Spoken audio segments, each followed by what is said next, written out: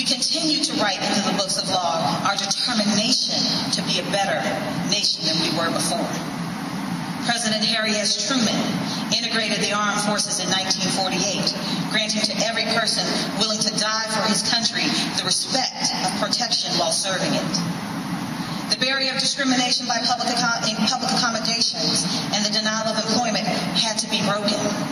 In 1961, the Albany movement was birthed to do just that. The Albany movement was one of the first mass movements in the modern civil rights era, with more than 1,000 African Americans in Albany and surrounding counties being jailed. Dr. King stood with and was jailed with the warriors in the Albany movement, including William G. Anderson, C.W. King, and one of my personal heroes, Bernice Johnson Reagan. 3 years later, Congress passed the Civil Rights Act of 1964, banning discrimination based on race, color, religion, or national origin in employment practices and in public accommodations. By crossing the bloody bridge in Selma, the Voting Rights Act, which was found on the other side, forced this nation to at last determine that the fundamental right to vote had to be defended by the whole might of the nation. The Immigration and National Services Act of 1965 opened the United States to immigration from countries other than Europe. The Fair Housing Act of 1968 banned discrimination in the sale or rental of housing. And growing from those laws, we had Title IX of the Education Act, which bans discrimination based on sex. Section 5 of the Rehabilitation Act, which prohibited discrimination against those who are disabled.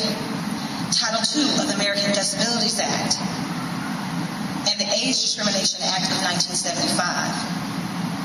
Now, with all of these acts, there are those who would argue that we have passed the stage where we need civil rights laws, that we are an advanced and evolved society that has elected an African American president, that the promise of America has been fulfilled. However, the experience of too many Americans belies this easy summation.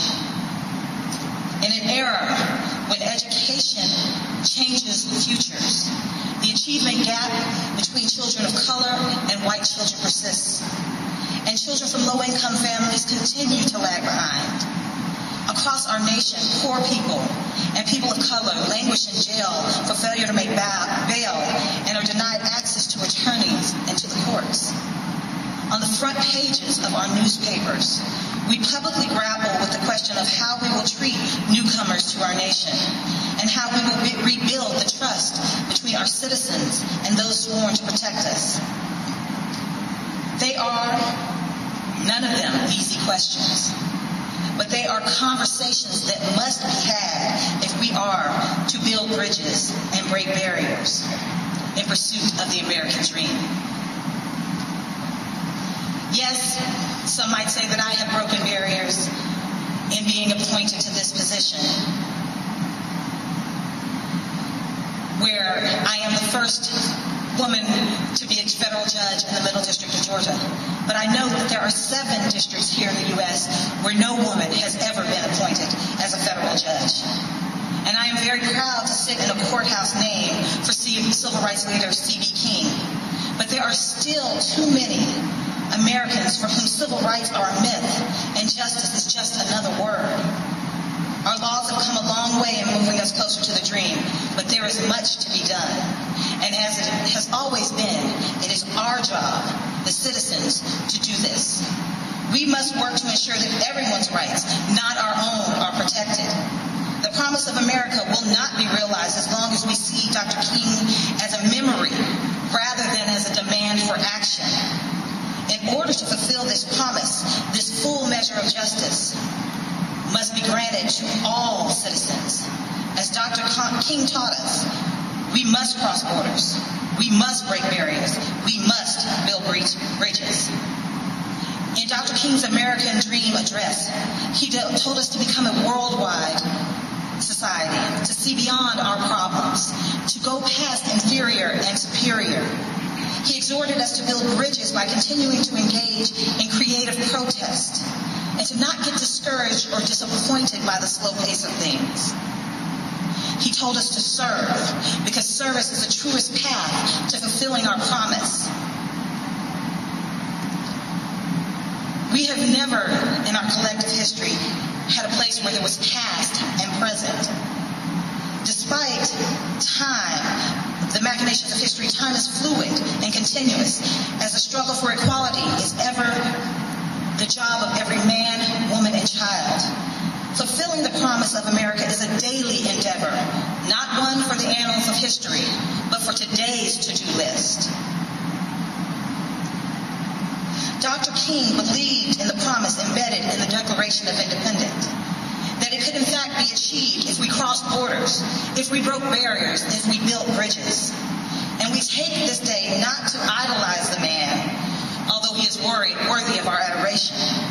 Instead, the core of our recognition is an annual reminder to bring full life to the dream we all have of America. Our work is not done, our challenge is not met, but our success is guaranteed. Dr. King believed this, and he lived it through his faith. He died for this dream.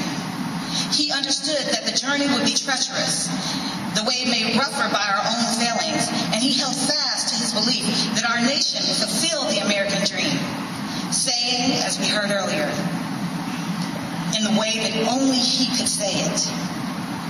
In these words that summed up his American dream speech. I believe that it is through such maladjustment that we will be able to emerge from the bleak and desolate midnight of man's inhumanity to man, and into the bright and glittering daybreak of freedom and justice. That will be the day when all of God's children, black men and white men, Jews and Gentiles, Catholics and Protestants, will be able to join hands and sing in the words of the old Negro spiritual, free at last,